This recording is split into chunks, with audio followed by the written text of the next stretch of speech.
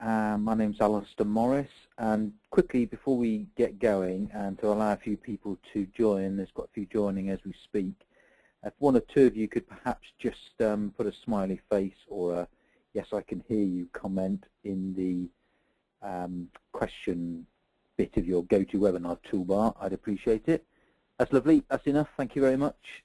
Yeah, looks like everything's working fine.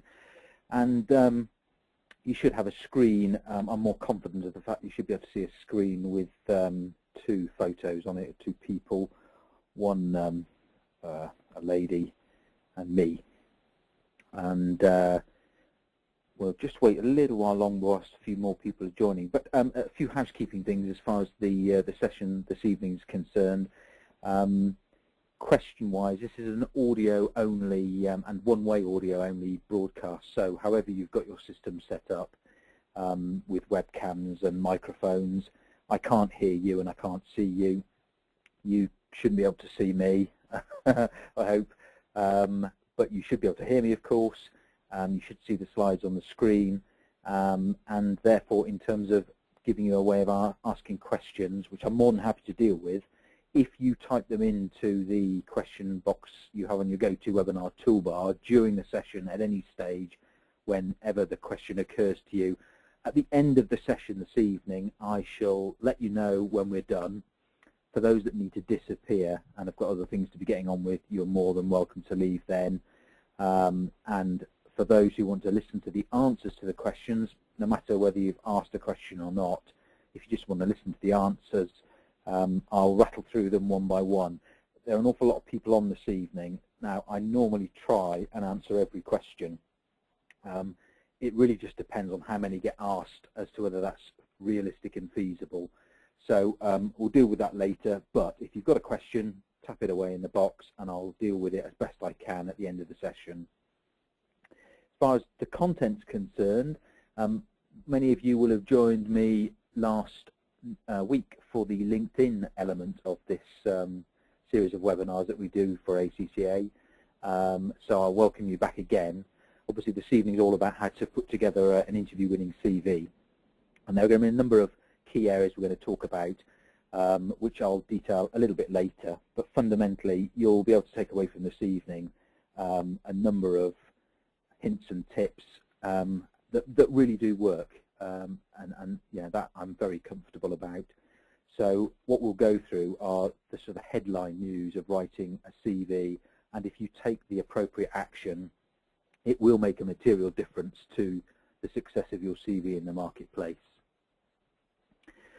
So one other administrative quirk, as indeed with last week, but for slightly different reasons, Matt Craven, effectively the guy that runs CV and Interview Advisors, runs the business, was due to present both ACCR webinars, and this week unfortunately he's ill, so I'm covering again, and so if you see any references to Matt, don't worry, that's just I'm operating under his sign-in, his login, but obviously my name's Alistair. Whether you call me Matt or Alistair, I care not. Most important thing is you get something from this evening.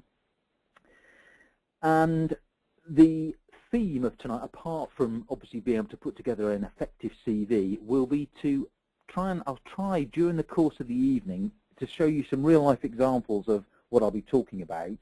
So it won't just be theory, there'll be some practical stuff as well, showing you how you can really put some good content together. But I'll also be asking some questions which you can hopefully reflect on and do a bit of a diagnostic check on whether your CV is up to speed or not. I'll touch on this later, but tends to be three main groups of people who join these webinars, judging by the questions and the output we get afterwards. There'll be some people who either genuinely don't need to do anything for reasons that will become clear later, and if you're here just for the ride, so to speak, well then that's fine. There'll be in that same camp some people who don't think they need to do anything, which is a bit more worrying because we see those kind of folk every day, day in, day out, month in, month out, come across our doorstep, so to speak, wondering why their CV is not working in the marketplace, but still don't understand that they need to do something. So we'll talk about that a little bit.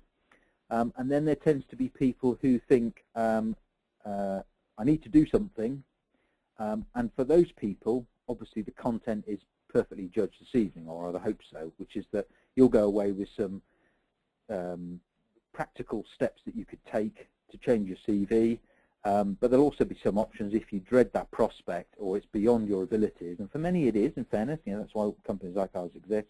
There'll be options where you can get somebody else to do it for you. So let's get into this evening, and just very briefly, and I apologise for those that were on last week's session. I'll breeze through this because you've heard it once already, but just to distinguish ourselves from ACCA. We're a partner of ACCA. Our company is CV and Interview Advisors. Unsurprisingly, given its name and what we're talking about, we're a provider of CV writing and career enhancement products. So things like writing CV, writing LinkedIn profile, providing interview skills, and interview coaching. So anything to do with the business of getting interviews and maximising the performance of those interviews, we're interested in. Now, the reason why I mention that, and indeed why I tell you a little bit about my background, is that I just want to give you some confidence that we know what we're talking about. Some people may not agree with what we have to say, and I respect that, but the bottom line is we know what we do for our clients and what we talk about to people like the ACCA and its members works. More of that later.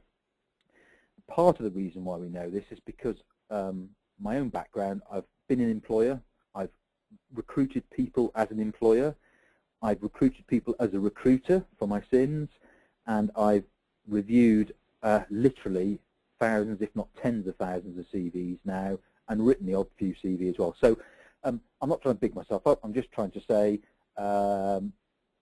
what I see, what my colleagues see, is a really good overview of the marketplace at any one moment in time. The feedback we get from all sorts of sectors, not just finance, but lots of others as well, all sorts of levels, from base level, just having qualified, right the way through to CEOs and above.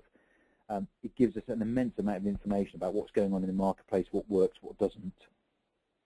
That's matched by my colleagues who have similar skills. Some of our colleagues, and this is important for later, as you'll realise, are actually published authors, so they can provide good content. That's the key message.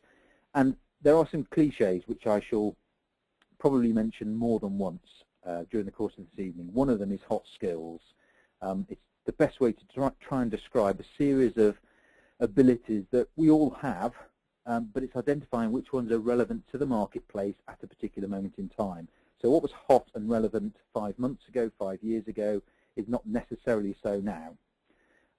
That is really important in terms of building an effective CV and a message out to your target audience.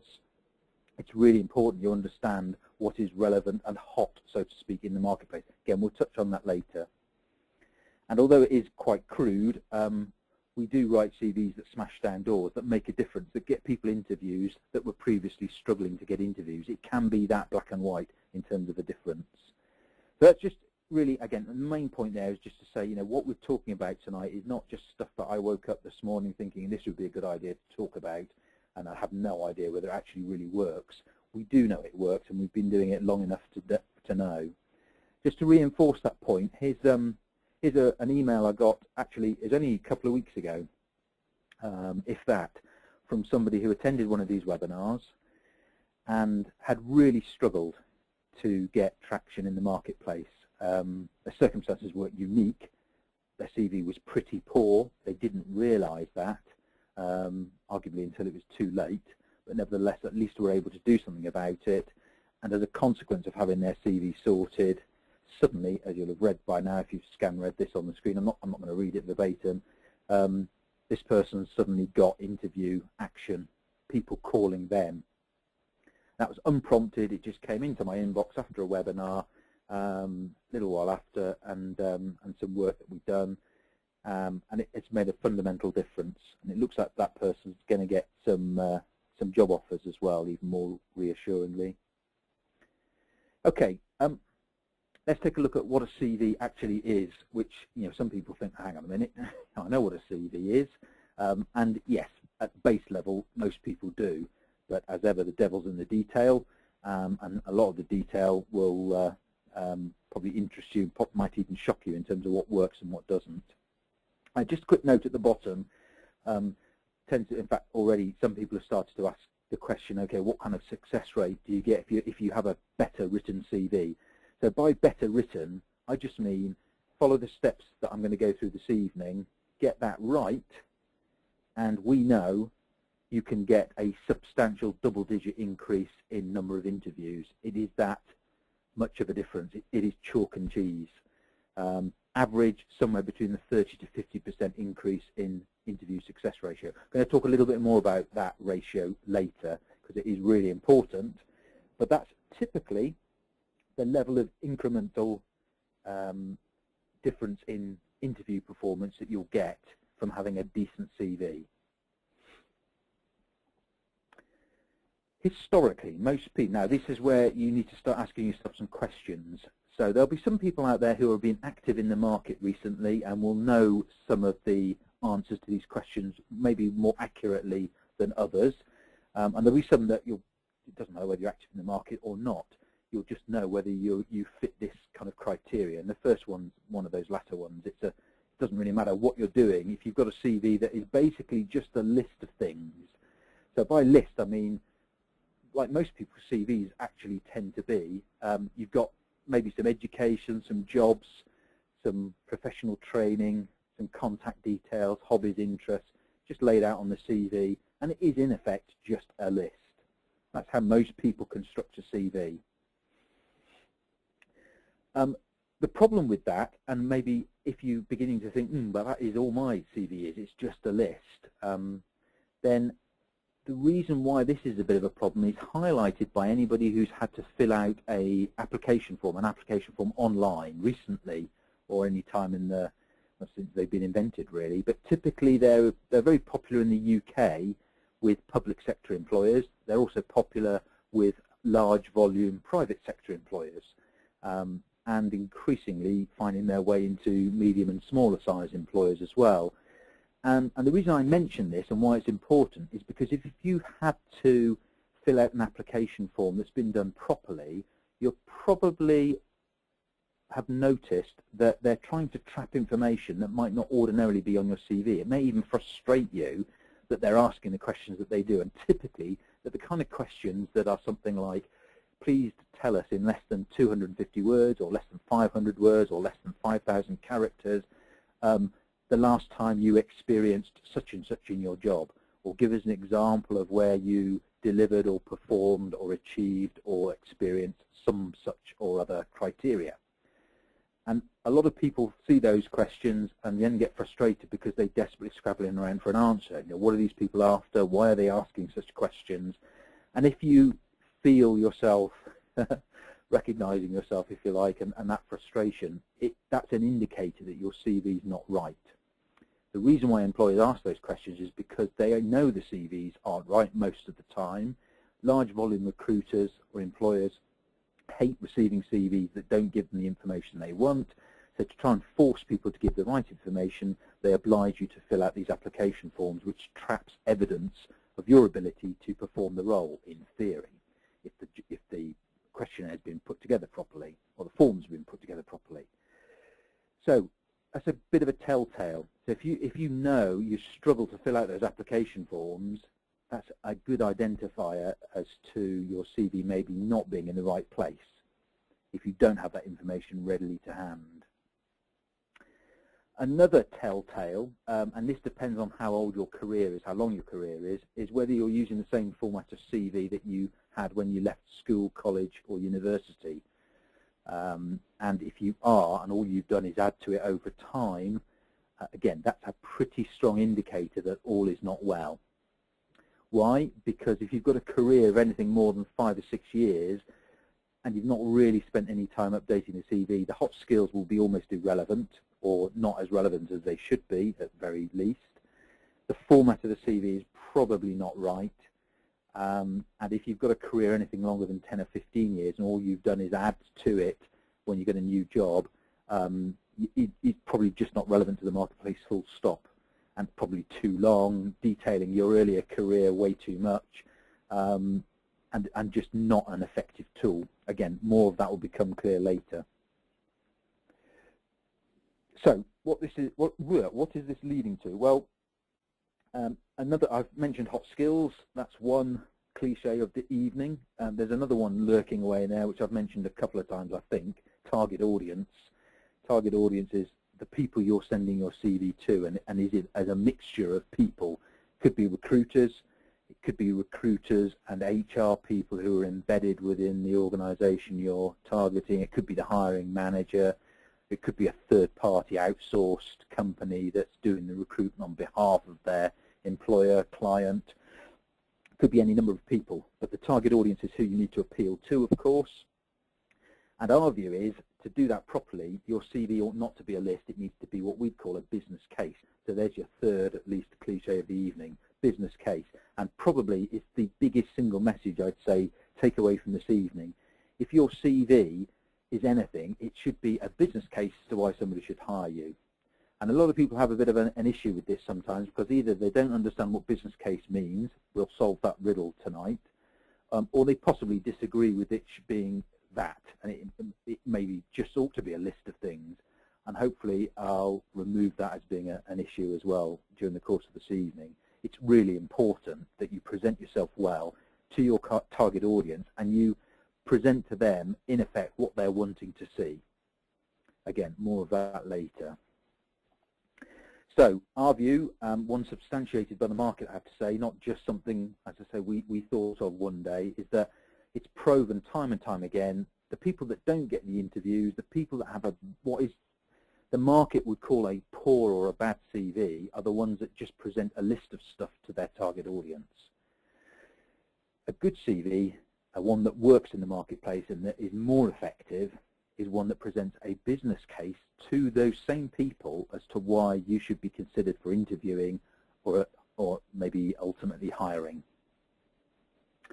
Now, so we'll come on to what makes a business case later, and that is the crux of this evening. And there are three key areas on the CV that we'll talk about that nail that, and that if you get those right, you can pretty much put a big green tick alongside, is my CV a business case or a list?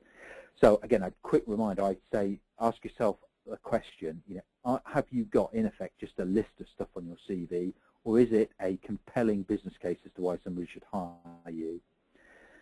And the reason why it's so important is that on average, and it depends, you pick up figures all over the place, but a broad number to go with is that for pretty much every job advertised, certainly in the UK and swathes of Europe, there are something north of 150 applicants for each advertised job. Sometimes it's in the thousands, sometimes it's in the high tens, but on average it's somewhere around that 100, 150 mark, give or take. Now, if you've ever looked, if there are any of you out there who actually been responsible for recruiting people into their business, you'll know what a pain it is to have to look through anything like that number of CVs. So you're probably going to give, and your CV will probably get, in that kind of environment, 5 to 20 seconds of time at the initial filtering process. And a lot of people don't realize that. Lots of people think they put in their application. First error they make is that they think they're going to be judged against like-minded candidates. That's not true. I'd say a good third of the applicants are probably complete time wasters, not because they, in fact, in some cases, it is because they genuinely are wasting people's time. But in a lot of cases, it's because of a misunderstanding, or they click the wrong button, or there's some problem with the administration and the job board, or the method of applying is not quite aligned properly. But it doesn't really matter. The net effect is a third of the people that anybody's going to be looking at, roughly, are going to be viewed as not relevant, not valid applicants. Once you've looked at a third of 150 applicants who aren't right, it's very easy to get trigger happy. And if your CV isn't standing out, if it isn't getting the message across that you are a solution to that recruiter or employer's problem, it's dead easy for them to dismiss you before they've even given you a second glance or a second chance. So in that 5 to 20 seconds that most people will get quickly to just decide whether you're a valid applicant or not, you could be a very good person, technically ideal for the role, but if your CV is putting across the wrong message, your time in that process for that particular job could be over in less than half a minute. It's that brutal sometimes. So mistake number one, a lot of people think is, yeah, I'll be up against like-minded people. You're not. You're up against all sorts of people. You'll be surprised how poor some of the applicants are, how irrelevant they are to the job in hand. Don't get tarred with that brush because you've got a poor CV. You'll never know that, of course, as an individual, unless the recruiter tells you, and they're highly unlikely to do so, but I can guarantee that's what's going on in the marketplace right now for most jobs. The second mistake people make is that they're going to get, and I've hinted at this already, that they're going to get somehow the luxury of time, and that whether you've sent them a 2, 3, 4, 5-page document, that the recruiter or hiring manager or HR team is going to sit down with a cup of coffee and look in detail at your document as soon as it hits their inbox or application tracking system or recruitment system or database or whatever they're using. Again, highly unlikely. As I've suggested, you're likely to get 5 to 20 seconds of somebody's time at that first filtering stage. All they're looking to do, with a few exceptions, is to get that 150 odd applicants down to roughly 10 or 20 they may take a look at in more depth. And then of that, the handful that they'll interview. So it's a brutal process. And if your CV is in any way lacking in providing the right evidence to that target audience, you run the risk of being discounted within, as I say, less than half a minute.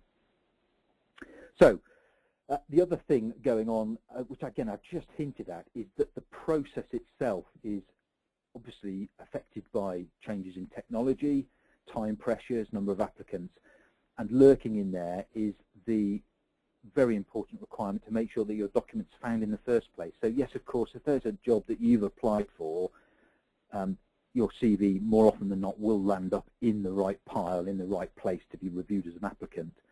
But don't forget that there are a lot of folk who have databases, and they'll scour those databases, whether they belong to them or an external one like a job boards, looking for people that might be right for the role.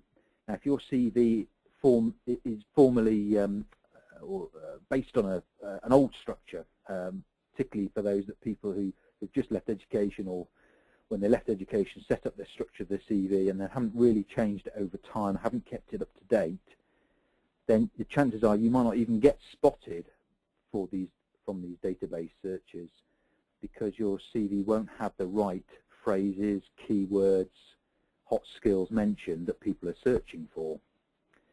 So there are two ways you're likely to be found. One, yes, you could apply for a job and you'll get spotted, and hopefully it's some time, but that time could be quite brutal. And secondly, people will look at a database, whoever it belongs to find candidates worth talking with.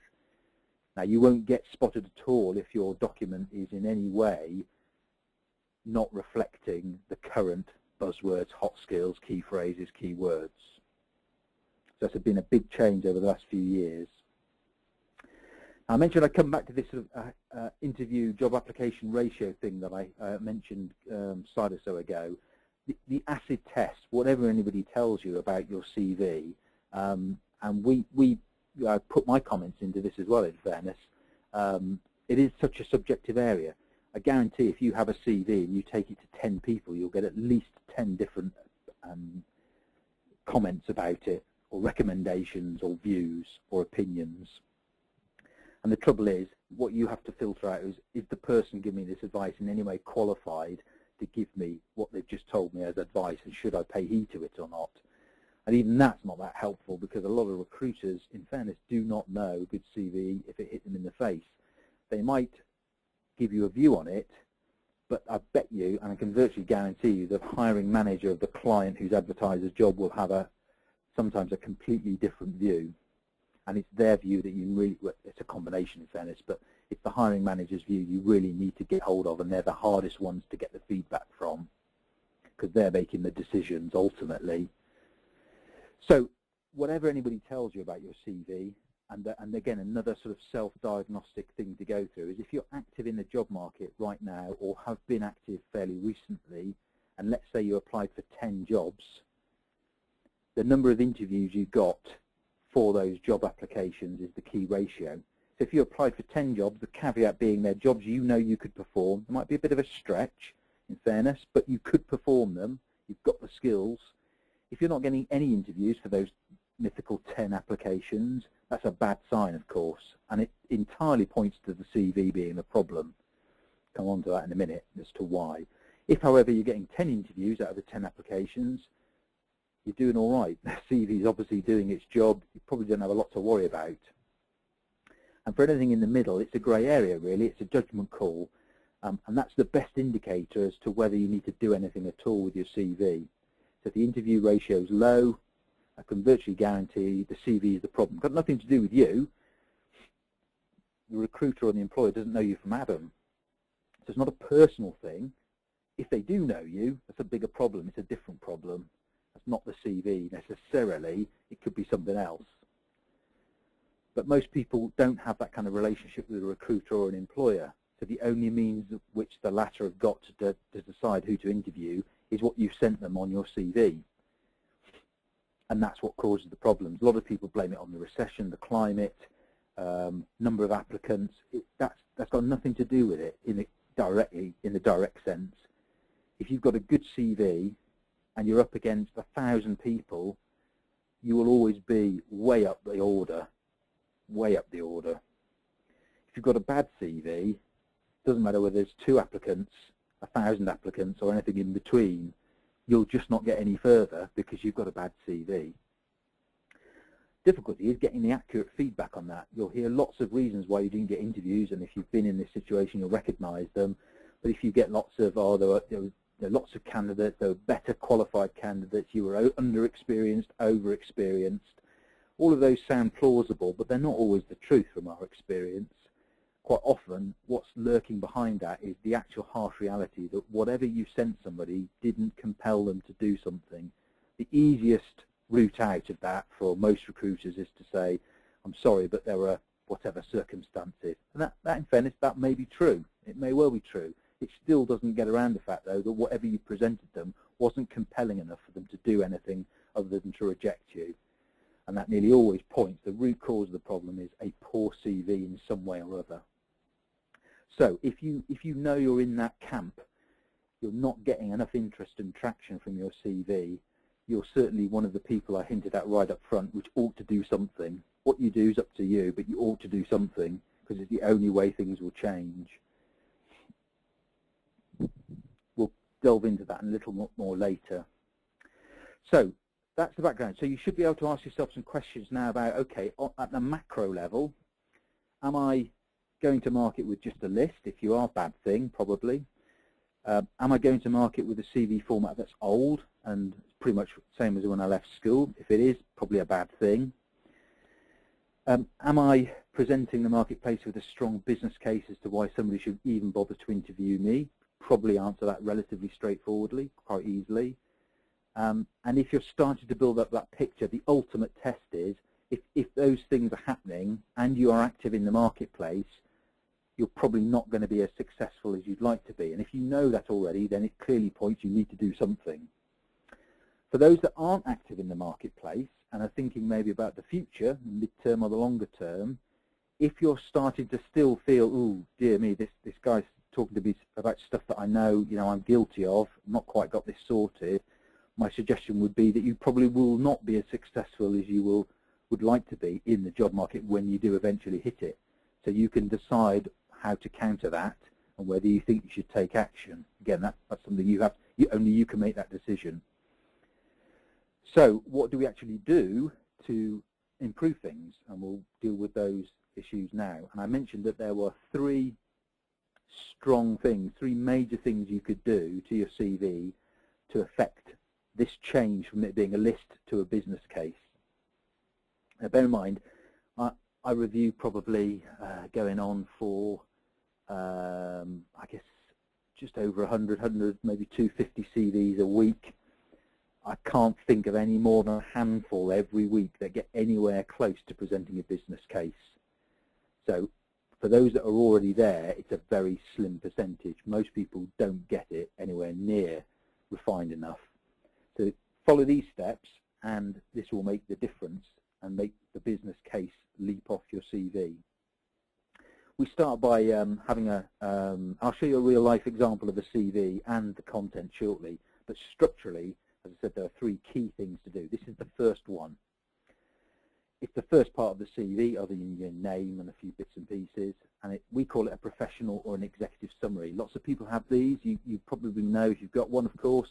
You might have a personal profile, a career objective, not such a good title to have on the CV, but some people have them.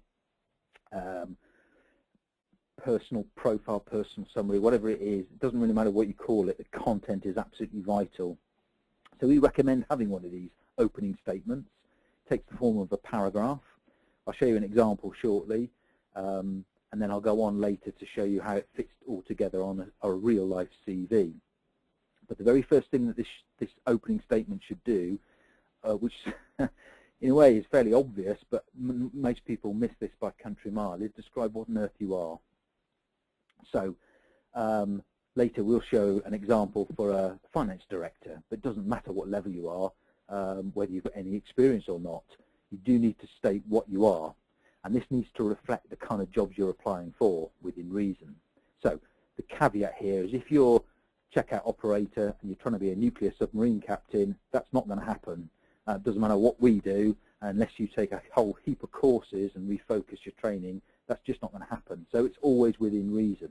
But if you are a management accountant, that's a fairly generic kind of a title. It doesn't matter whether you've actually got the precise title management accountant, but if that's broadly your stock in trade, you need to be saying pretty quickly on the CV an experienced management accountant or words to that effect. Very simple, but you'd be surprised, because partly how many people are applying for these jobs who are in no way qualified to do them. You need to make it very quickly clear, very quickly to your target audience what on earth you are, and make sure that there is some relevance between that statement and what your target audience are actually looking for. Now, most people forget that because they assume the reader of the CV will go further down to their work experience, pick out the job title, and infer and assume exactly the same thing that you intended it to mean. That often doesn't happen, sadly. So make it clear what you are. Where are we up to on cliches? Third or fourth cliche of the evening. What is your value proposition? Well, the value proposition is the core thing, the reason you exist to do the particular jobs that you're interested in, and in effect, a bit of a clue as to the return you can give on the employer's investment in you as an individual. So if they're going to sink 25, 35, 45, 55, 105,000 pounds in you every year, at whatever level you're at, everybody's got to offer some kind of return on that investment. So the employers are not charities with a small c, so they're going to expect some kind of return. Your value proposition is the core proposition. What is it that you can offer that gives somebody some comfort factor that you can deliver a return or result? Come on to that, I'll show you an example very soon. Linked to that is the things that you're good at. Most people tend to be good at 3, 4, 5 things, or they could pick 3, 4, 5 things that they're really strong at. Might not be the entire list, but it's the ones that really matter. And importantly, whatever you pick needs to be relevant to what the marketplace is expecting to see right now. So I give this example, I think, last week with the LinkedIn brigade, as it were. It's a bit of an exaggerated example, possibly, but most of you are involved in finance in some degree or other, of course. For those of you old enough to remember it, if you think the hot skill in the marketplace would be addressed by referring to VisiCalc or Lotus 123, then that is an example of not quite getting it right. The very broad concept of being able to understand spreadsheets might be there, but as VisiCalc disappeared many years ago, and Lotus 123 similarly, I can't think of many people using those things at the moment. That's just not the right thing to say. You'd be surprised how many people say that kind of thing on their CV. If you're going to talk about spreadsheets, you need to talk about Excel or similar, or Google Docs or whatever the free versions are. But you don't want to be talking about old-fashioned things, things that date you immediately. So it's really important you align the things that you're going to talk about to what the target audience is expecting to see.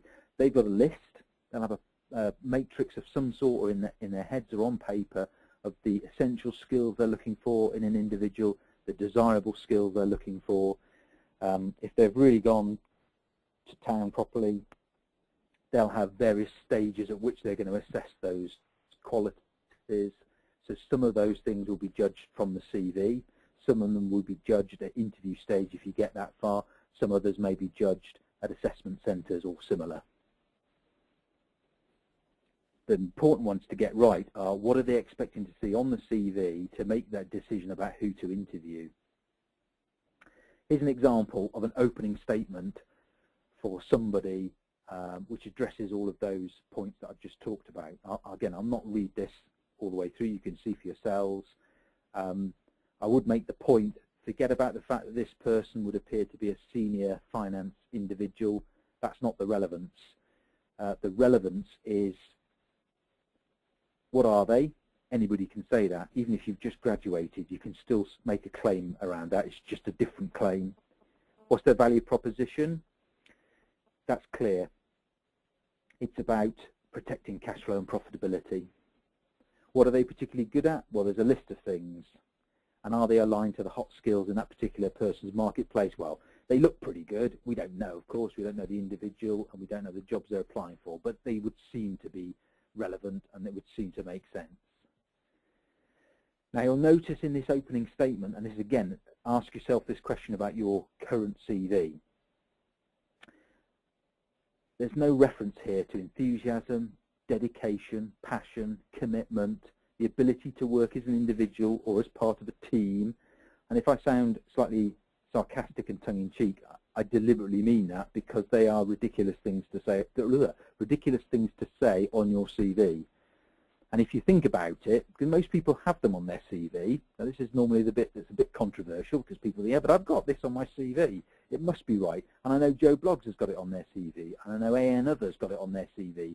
So who's this person to be telling me it shouldn't be on my CV?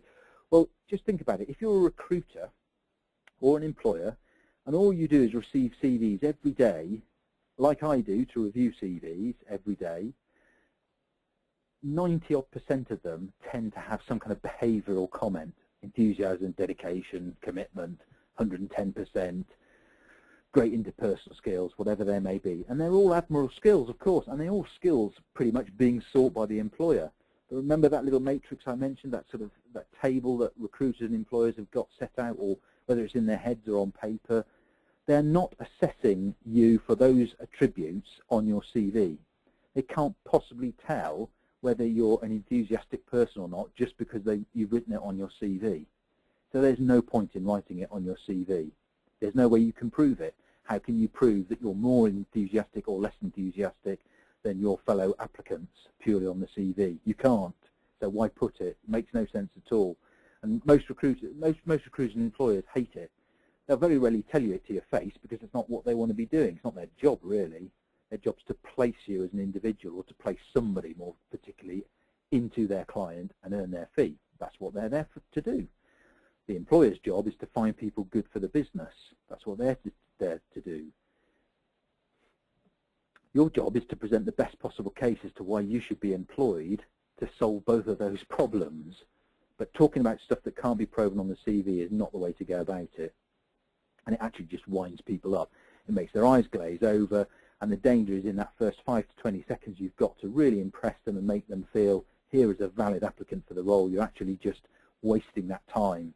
And there's a real danger they'll just think, here we go, another person with all these wonderful skills which I can't possibly determine until I meet them. And guess what? I'm not going to meet them. There's got to be better people in this pile. And the ones that stand out are the ones that approach it like the slide on the screen. They're stating what they are, what they're on this planet to do, the return on the investment they're likely to give, the things they're good at, and aligning that with what that target audience is actually expecting to see. You get that right, you're a large percentage of the way of getting more interviews already, and we've only written a paragraph about you. Makes that big a difference. So that's number one in terms of the things to sort on your CV out of the 3 key areas. Let's look at the second one before we take a look at a real-life example. Before I go into the detail here, the note at the bottom, I've sort of hinted at this already, and it is sort of obvious, but again, it's surprising how many people don't get it. And that is, the vast majority of recruiters and hiring managers, the only means that they can make an interview decision is what you send them on your CV. They haven't got a crystal ball. They're probably not giving you that much time, as we've already determined. So you've got a very limited window of time, a very small amount of space to get across a very important message. If you don't get that right, how on earth else is the recruiter supposed to make a judgment on you? So many people fall into the trap. They think, well, I'm not going to mention this or I'm not going to mention that because at interview I'll get my message across, I'll fill in the gaps. And guess what? They don't get the interviews, they never get the opportunity to fill in the gaps. A recruiter or hiring manager can only make a decision in the majority of cases based on what you send them. So if you send them rubbish or something akin to rubbish, I generalise to make a point, then nothing will happen. If you send them good, compelling content to explain why they should interview you, you tend to get interviews more often. So it's not particularly clever, it's just good application. Now for the mathematicians, of which hopefully there ought to be quite a few amongst us tonight, doing the maths and thinking, well, what about the other 8%? So if 92 are the majority, what about the other 8? Well, that in fairness goes down to situations where the recruiter or hiring manager may actually know of you already, or may have been given details by word of mouth or something like that. But the vast majority can only make a decision based on what you send them. So take care on what you send them. Second part of the CV that makes a big difference then. We call it key skills, key areas of expertise, areas of expertise. Again, it doesn't really matter what you call it, but this area of the CV is really important. And it's a menu of all your key skills, not all your skills, full stop, but all your key skills. Aesthetically, it works well, as you'll shortly see when I show you an example. It breaks up the document, it is some bullet points, it reflects what the target audience is expecting to see, and it's a great way to customize and personalize your CV for different job applications. But probably of more importance, in fairness, in this digital world of ours, is that if you get this area right, this is one of the areas that will dramatically influence whether you get noticed from people searching for candidates, irrespective of whether you've applied for a job or not. So as soon as your CV hits somebody's inbox or a system or other, it's getting stored somewhere. It'd be either a recruiter's database, a job board database, an employer's database, and don't forget lots of employers have databases as well, or they'll have contracted that out to a third party. And then when your CV's entered that system, it will remain there for a long period of time unless somebody's very cute on the data protection and continually asking you whether you want to be on file or not, or whether you chase those things. And of course, if it's on there, but it's not structured properly, it won't get noticed. So get this section sorted and you'll get noticed. And all we're talking about is putting on bullet points, a bit like these appearing on screen. They have to be, of course, relevant to the skills you have. So you can't just say anything here. You've got to pick from the toolkit that you have, stuff that you can justify and prove, and ideally align them to what your target audience are expecting to see. So there are clues normally with a job ad or a job specification. Most employers and recruiters will say what we're looking for are this, that, and the other. Don't get confused or fall into the trap of thinking because somebody said we want enthusiasm as a skill or passion or commitment, don't put that in this area. This is not for behavioural traits. Again, you can't prove them on your CV. And when employers and recruiters do that, in their mind, they're thinking we'll judge enthusiasm when we meet the people. So putting it on your CV is not going to make you any more selectable. As I said, probably more harmful than it is a good thing.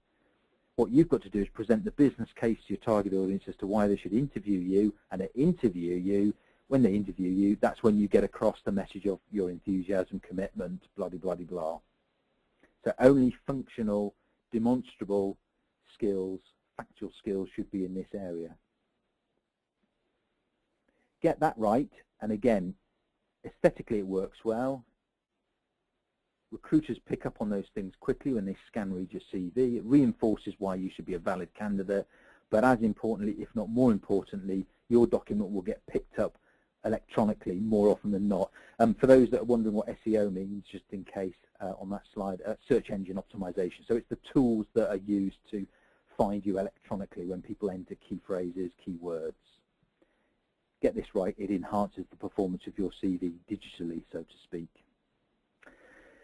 So that's the second of 3 areas that make the big difference. Now, before I go on to the third, let me just show you a real-life example of a CV where these 2 bits, and remember, we've spent now quite a while talking about just 2 bits of the CV. They're both on page 1, which you can now see. This is Matt's own CV, so the content's valid and relevant. Obviously, these are always personal issues and context sensitive, but they show the basic theme behind a well-structured CV. So in Matt's case, he's called it an executive summary. As I say, it doesn't really matter what you call it within reason. It's the content that's key. He's describing there what he is, what his value proposition is, the things he's good at, and he's aligning it to what, again, we can only imagine are the hot skills in his marketplace. He's then bullet pointing some key skills. Again, we have to assume they're relevant to the marketplace and the kind of things that people would tend to search for. You're starting now to build a strong business case. Somebody reading this would quickly understand what Matt's got to offer, and is he a valid applicant? And this is the point at which they start thinking, this person looks good. Now, for the same reasons as people get rejected in 5 to 20 seconds, people can get selected for interview or at least further attention in equally a quick time period. So it's quite possible you get this bit right of your CV and it'll be enough to get you put in the maybe pile or the definitely have a conversation with pile, or maybe even the just interview them, because it's immediately obvious you're in the right space. And the bit you'll never know is what the other applicants were like. So if all the other applicants had a really atrocious set of CVs, you only need to get this bit half decent, and it appears to be that you're an ideal candidate for the role. And whether that appearance is justified or not, in a way, doesn't really matter. The CV's job is to get you the interview. That's why you applied for the job. So get this bit right. You'll be surprised at how many people start to formulate their decisions, start to think positively about you without reading the rest of the document. Lurking on the bottom of this page, you'll see the third section that makes the biggest difference, and unsurprisingly all 3 of these sections are on page 1 of the CV, which is by far and away the most important page of the CV, which hopefully isn't that big a surprise. So let's talk about career highlights. So far we've built or started to build what I've called a business case on your CV. So it's a bit about you, what you've got to offer, some bullet pointed skills. Now, what you may have noticed, and what actually is true, is that there's no real proof or evidence yet to support the claims. So most people's CVs tend to be either just lists of stuff, or they make claims about things that they're good at, but then don't go on to actually prove. And that's another question. So if you've got a CV and you're making any claim on it at all, particularly on page 1, are you providing evidence of those claims later on in the CV? And if you're not, again, that's a bad thing. It's probably an indicator as why the CV may not be performing as well as it should, or may not perform as well as it should in the future. That's why things like enthusiasm, dedication, passion, commitment, ability to work in a team or as an individual, those kind of comments are wholly meaningless because you can't prove them, or it's very difficult to prove them on a CV in writing. So ask yourself that question of your own CV. Any claim that you're making of any substance, any big, meaningful claim, are you actually proving it later on in a document? Career highlights, when we write them, on the CVs that we write for our clients, are the means to prove the claims that have been made, or at least some of them. Consequently, your ability to write content becomes suddenly very important. And this is why most people aren't very good at writing their own CVs, because most people don't like to talk about themselves in this way, maybe don't even recognize what is good, bad, or indifferent about themselves, and find it hard to articulate those claims.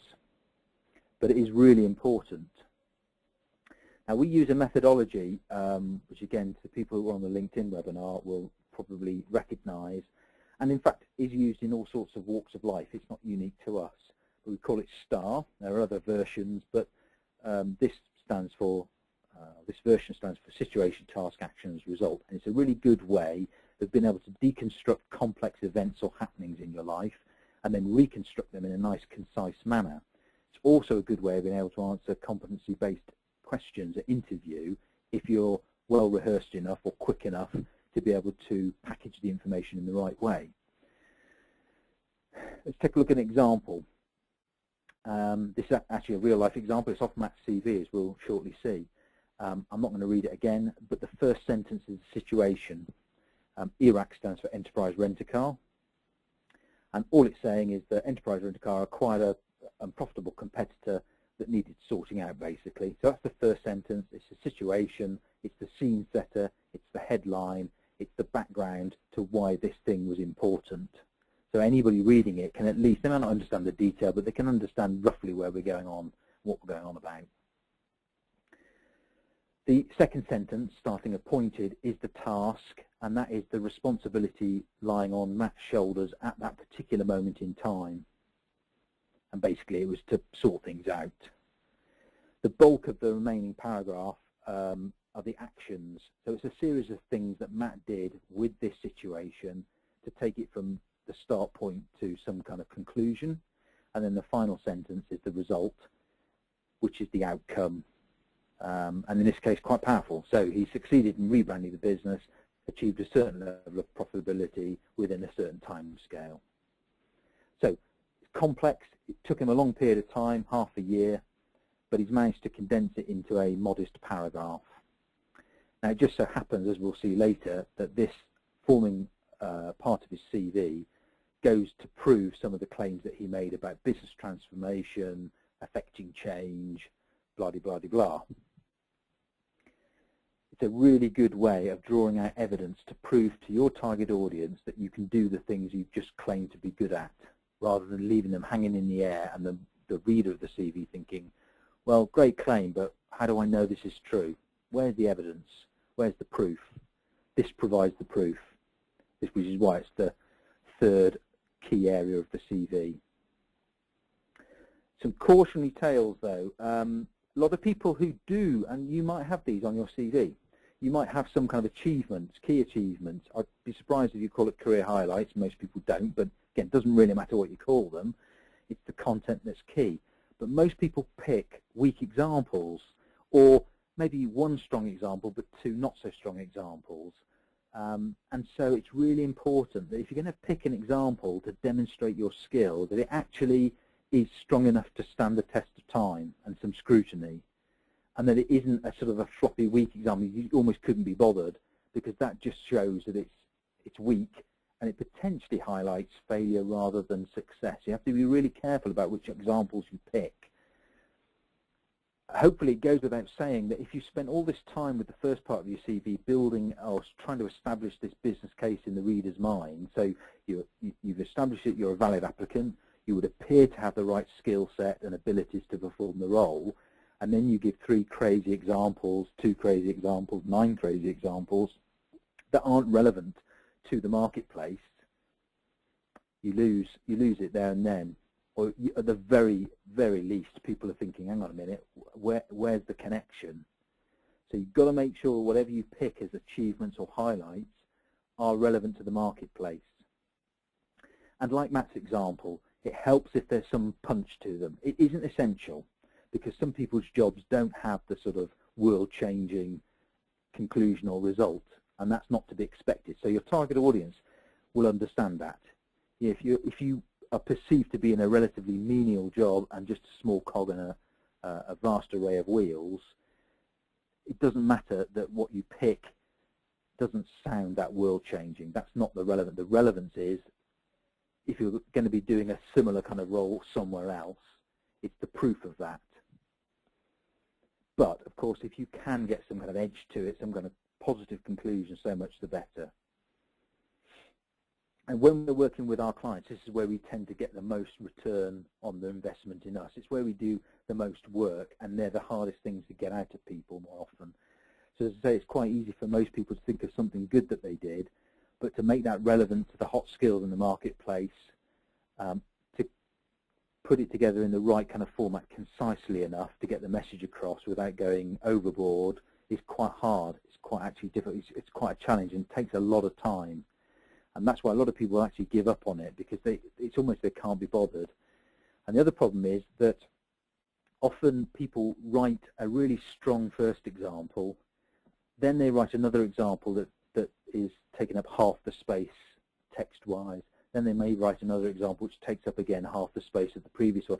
And that actually psychologically does a lot of damage, because if you start with a strong example that you say give 7 lines of text to, your next example has 3 lines of text and the next one has 1.5 lines, it almost says to the reader, I couldn't be bothered. Yeah, the first one is really important, I'm proud of, it's impressive. The next 2, it's almost like, oh, yeah, I want to give you an example, but I really can't be bothered. And that does show through. So even the balance of text and the weight between achievements, highlights, matters. Okay, let's look at a Matt's example again to see how this sort of all stitches together. So I'll show you on screen now the first 3 sections. So these are the 3 sections. You get this right, and I can virtually guarantee that you'll get more interviews, more attention, and people will notice you far more. And there'll almost be a look of relief on their faces when they see a CV that's actually been structured to fit their needs rather than just your needs as a means of communicating what you've been up to. So you've got the opening statement, you've got the bullet pointed key skills, you've then got career highlights. We tend to pick 3 highlights. That's sufficient to get the message across, whilst also keeping the document to a reasonable length. 3 is the magic number. Okay, just a quick reminder before we move on to the other sections, which are not, it's not that they're unimportant, because we've still not actually said where Matt's been working in these last few years and what's led up to this individual offering what he can offer. And then it would be the same for you guys, of course. You know, you need to be able to explain what you've been up to. But the 3 areas that I've talked about are the 3 key areas where you're building this business case, which actually may decide whether you get selected for interview or not. But a quick reminder that for those that want to ask questions, then please, as many of you have been doing, just rattle them into your question facility on the GoToWebinar. I'll come back to them at the end of the session. Okay, quickly, in terms of some of the other bits and pieces on the CV, yes, as I mentioned, we've not yet talked about where Matt's worked. Now, that's deliberate. So if you've, again, another self-diagnostic question, if you've got a CV and you're pretty much opening up with, apart from your name and a few bits and pieces on how people can get hold of you, if you're then saying, right, this is where I am, work experience-wise, career history, whatever you call it, that's not a good indicator, because all sorts of things get assumed by all sorts of people. You might work for a well-known company, you may work for an unknown company. Leading with your employment history is not the differentiator that it should be, or that should be on your CV, I should say. It is not the most important part of your offering, and you're not building a business case in any way, shape or form by immediately launching into your career history.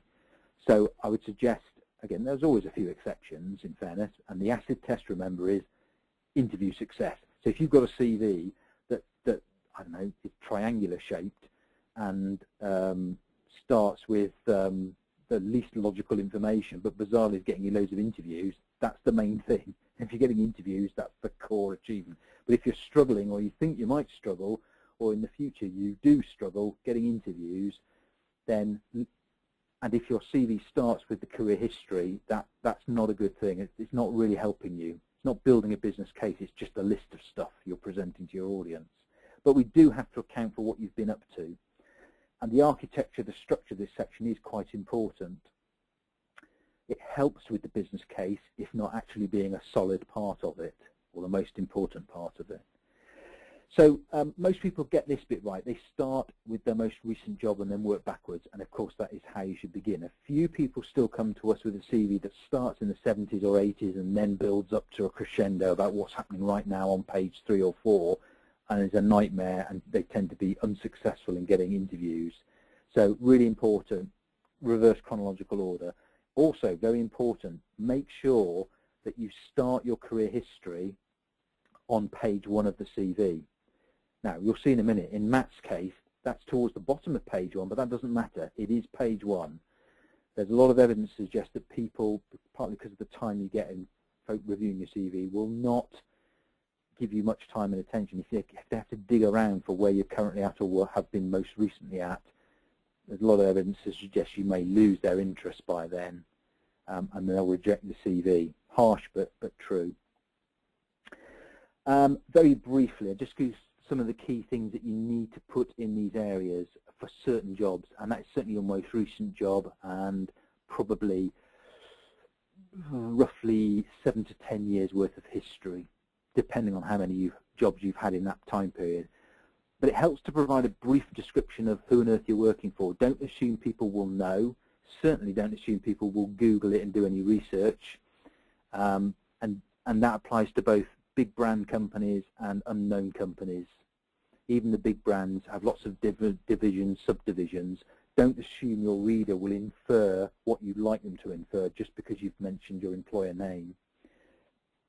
Make it easier for them. Summary of the role. So very brief. Why are you performing this role and to what end? I'll show you an example in a minute.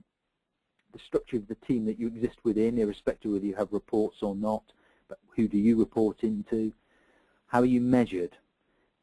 So if you are generally not measured on anything, that's rare, particularly in finance and accounting. But if you are measured, give some kind of indicators on those measurement criteria. A little bit about your duties and responsibilities. You do have to give some indication in terms of what on earth you're supposed to be doing, but you don't dump your job description in here. A lot of people do that. They just copy and paste, and they have the same information repeated 2, 3, 4, 5 times. So if you've got payroll expertise or balance sheet reconciliation expertise, you don't need to mention it 7 times just because that was something you did in 7 different jobs. It really turns people off. So think very carefully about repetition and the message you're sending. Make sure you've got a really good, strong balance of achievements. The achievements are the things that differentiate you from most other folk. So duties and responsibilities will be shared by pretty much everybody who has a similar job to you. If you're a management accountant, guess what? The duties and responsibilities you have are pretty much the same across all management accountants, give or take. If you're a payroll expertise, a credit controller, a finance director, a finance controller, all of those people in their peer group will have similar duties and responsibilities. So going on about them on your CV is not building a business case or differentiating you. What you've done with those duties and responsibilities is the key thing. They are your achievements. Make sure you balance your CV with plenty of those. Rarely, but sometimes it's appropriate to mention why you left a particular role, and rarely, I mean, it's positive reasons. So things like promotion, being headhunted, being selected by a previous boss, those are good reasons. Negative reasons are hopefully obvious, but you don't want to talk about any kind of problems you've had with an employer, or you couldn't stand this, or you were tired and fed up with that. I mean, you might well be, but you don't want to promote those facts. So be very careful if you've got reason for leaving on your CV, what message is that sending, irrespective of the truth behind it. If you've been made redundant several times, that's not a good thing to put on the CV. It doesn't matter the heartache behind it or the rationale behind it. It's got nothing to do with you. That doesn't matter. It just sends the wrong signal. So be very careful about what you put in reason for leaving, if indeed you use that criteria. Here's some just brief examples. Again, I'm not going to read them, but they typically, for the most recent role and maybe 1 or 2 roles before that, would be the kind of information that would be useful putting on your CV in the career history bit. So you're describing, this person's describing in red roughly what their role was and a bit about the business size. In the green, a bit about the team and the functions. and the blue a bit about the KPIs and what they're measured on. Now, it's always different. It doesn't matter what level you are, you just adapt accordingly. But it's providing the reader with a bit more information about how on earth you fit in, so it helps them think about, okay, well, this is interesting. This is similar to what we would be expecting to find for our client or within our business. It takes some of the heat out, the inevitable, well, I wonder if they're capable of doing that. I wonder if they're used to this. I wonder if they're used to that. And don't assume this stuff can be covered off at interview, particularly if you're not very good at getting interviews, if you're not hitting that success rate. Deal with it on the CV, make life easier for the people reading it. Right, let me just quickly show you how that hangs together on Matt's CV. So I've just minimized the screen a little bit so you can see the whole of page 1 on the screen. What this is showing is that the 3 sections we've talked about that build a business case, then down towards the bottom of page 1, the career history starting with Matt's current and most recent role.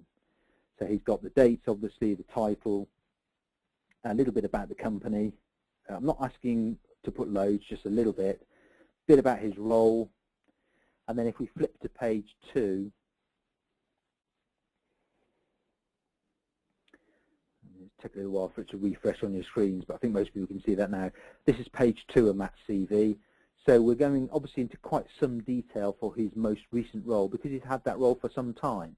So it's all relative. You have to balance it. If you've only been in the job for 6 months, adjust accordingly. If you've been in a job for 10 years, adjust accordingly. It's always very bespoke. But in Matt's case, quite a lot of information about the background, a good focus, strong, at least 50% of the time he's talking about achievements and things that he's been involved with. And then at the base of page 2, we've got the employment time he had before his current role. And again, he's replicating the kind of format, a little bit about the business, a little bit about the role, the team that he fit into, etc., etc. Now, if we bounce onto page 3, we're going to talk about these sections very briefly, very shortly, but you'll notice that, bearing in mind Matt wrote this CV a few years back now, his earlier career is much abbreviated. Now, interestingly, remember we talked about the career highlights in the star format, and I mentioned the enterprise rent-a-car example that Matt had been involved with. He's chosen to draw that achievement from his earlier career and still focus it on page 1 of his CV. Yet, the reference to enterprise rent-a-car is a line. I'll talk about why that is shortly, but that's the beauty of career highlights. They're not chronologically ordered. There's no way you could tell the date from them because you didn't mention the date in it. It's all about relevance to the target audience. So if you achieved something strong 10 years ago, 15 years ago, 5 minutes ago, 5 months ago, it matters not. If it's the most relevant thing to mention it as a career highlight, page 1 of the CV. Okay, let's just go back to the content. So a brief moment of reflection. We've cut a lot of ground before we wrap up on some of just the detail points. Hopefully by now you'll have done enough thinking to figure out whether well, you might already know this if you're active in the market, are you getting the interviews you deserve? Answer yes or no. If you're in the grey area, then you still may need to either do a little bit more applying for jobs or a little bit more thinking about whether you're getting the results you really want. But most people, it's a black and white case. I either am or I'm not getting the right level of interviews for the right kind of jobs. So that's the acid test, remember. That's the baseline. So you'll know that.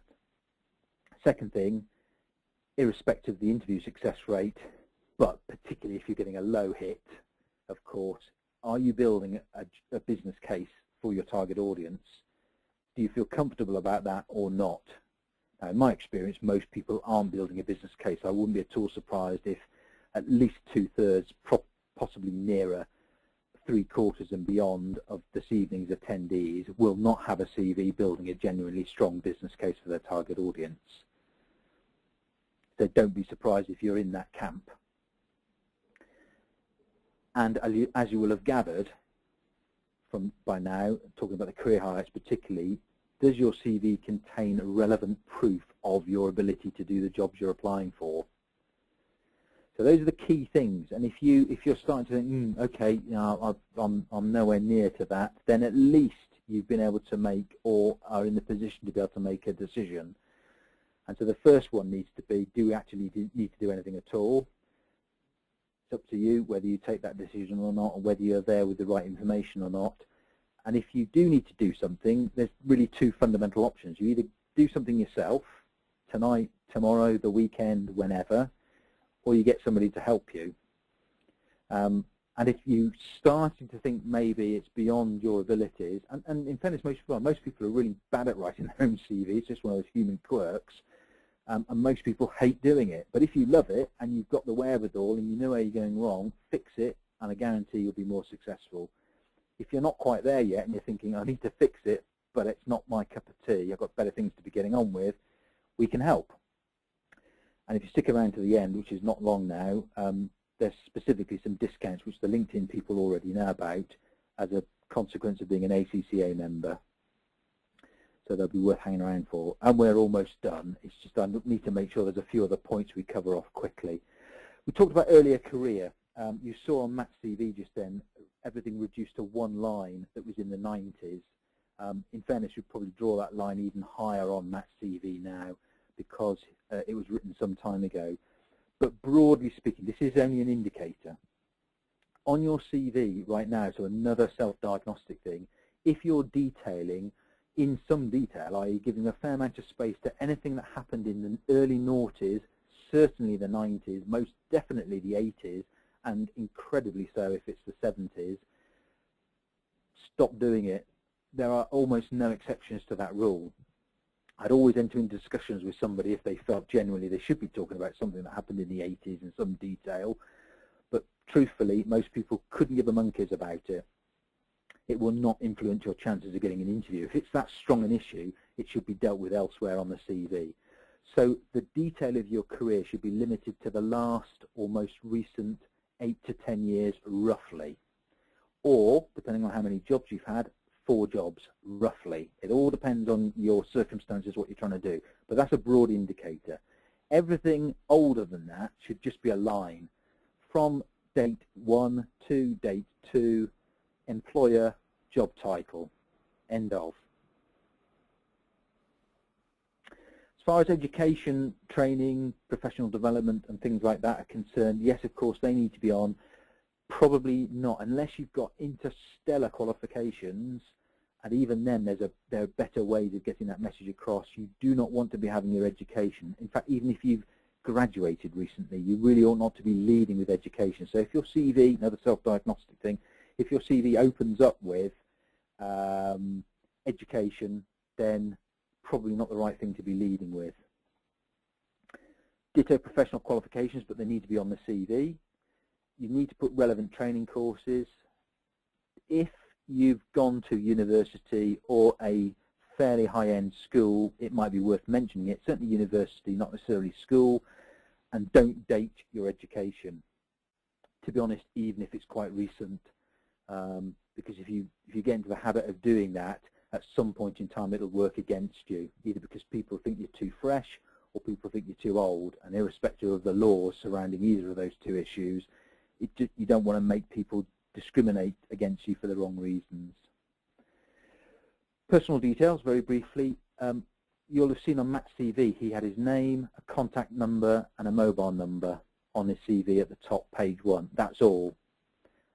You don't need to put your address on page 1. Again, fairly confrontational in some regards, because people say, but surely people need to see where you live. Well, yeah, it's not the end of the world. It's just that why give people a reason, again, to make a judgment on you purely because where you live, particularly if you're looking to change location or you're willing to commute some distance. You don't want people just assuming that you're not up to the commute and select people who are closer to you. So put the personal details towards the back of the CV, other than how people can get hold of you. And that should be things like address, email if you've not already put it, driving license, yes, because that's important for jobs that involve some kind of moving around, commuting, whatever. Mobility in the sense of if you're able to relocate or flexible on where you live during the week and weekend, make reference to things like that. If you've got specific attributes like security clearance or languages, you want to be talking about those in this area. It's a good area to flag certain things. And if you're looking to move countries or territories and you're eligible to do exactly that, reinforce that in this area so that people know that you are eligible for working in a particular geographic territory. A few general points.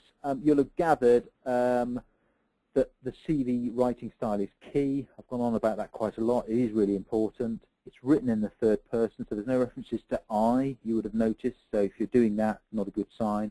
If you're referring to yourself by name within the CV, again, not great practice.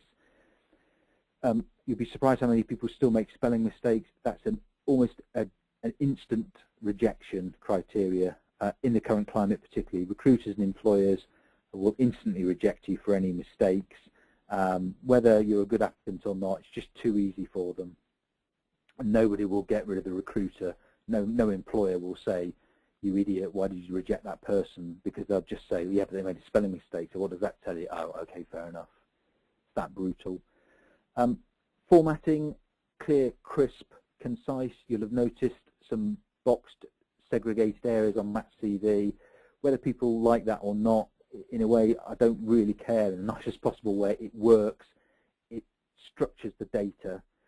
We're not hell-bent with boxes and shading if people don't really want it, but it actually tests have proven it works well.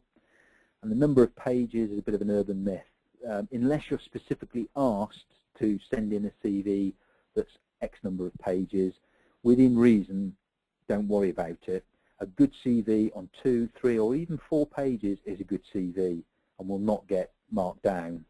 We've never had anybody come back to us saying, you're a bunch of so-and-sos, you've written me a 3-page CV and it's not working in the marketplace. That has never, ever happened.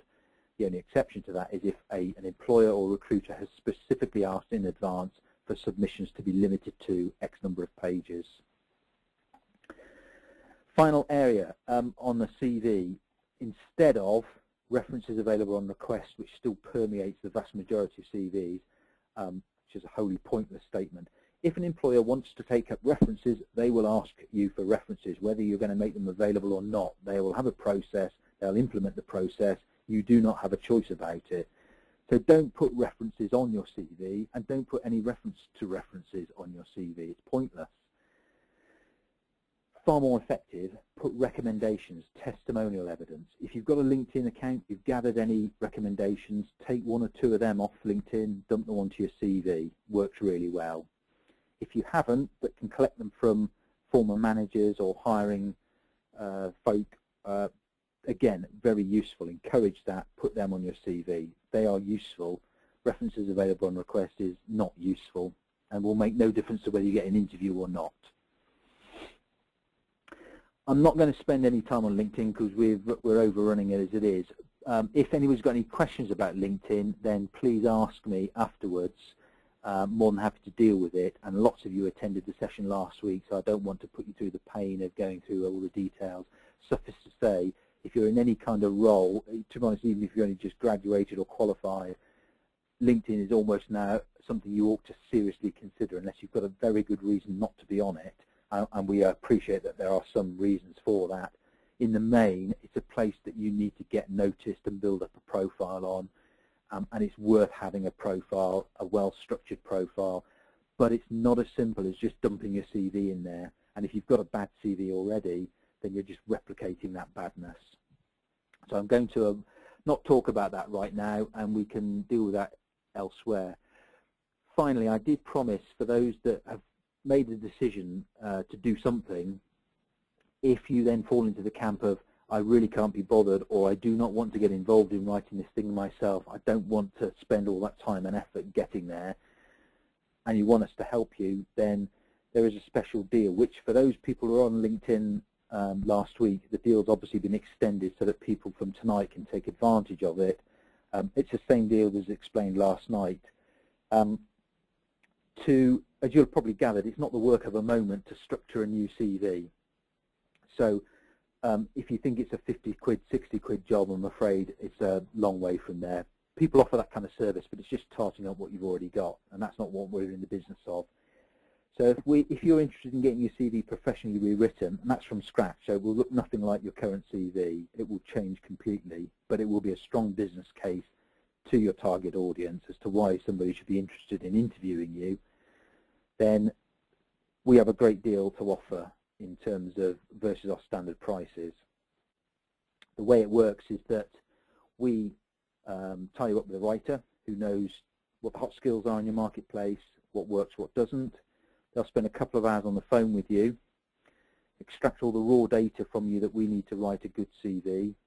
They'll write the CV, then they'll work with you to make sure it's refined and amended to suit. We'll also sort out your LinkedIn profile. So if you haven't got one, we'll set one up. If you have got one, we'll rewrite it, restructure it so it complements the CV. And we'll provide you with a cover letter which you can then customize and go to market with for $299 plus VAT, which is saving almost 100 quid off our rate card prices. If you're interested in that, you have to go to this website, and I will just copy and paste that link and zap it into a facility where you can copy it. And if you just bear with me, I'll just do that whilst right, there you go. So for those that are interested, I'm just pasting in a link. That will take you to a web page which you can see a little bit more about the service. Plenty of people have been through it from ACCA, so it's well proven. And we know it works, bottom line. If you're just interested in LinkedIn, we have a service which just takes care of LinkedIn. This is mainly for the benefit of people who attended that session last week. If you're still umming and ahhing about it, that deal's still on, where we reduce the price. But to be honest, we have to spend the same 2 hours on the telephone with you to get the LinkedIn profile sorted. So it makes a lot more sense to get, unless you've already got a CV that works, it makes a lot more sense to get the CV sorted and the LinkedIn sorted and get a cover letter thrown in, unless you really do need to keep an eye on the pennies, and then we can sort out the LinkedIn separately. Both of those offers, same web link will take you to those offers, and they're both available until this Friday, close of play this Friday. So that's the end of this evening's session in terms of the content. I hope you found that useful. Appreciate your time and attention. And as promised, I'll now move on to answering as many questions as I can in order. So just bear with me whilst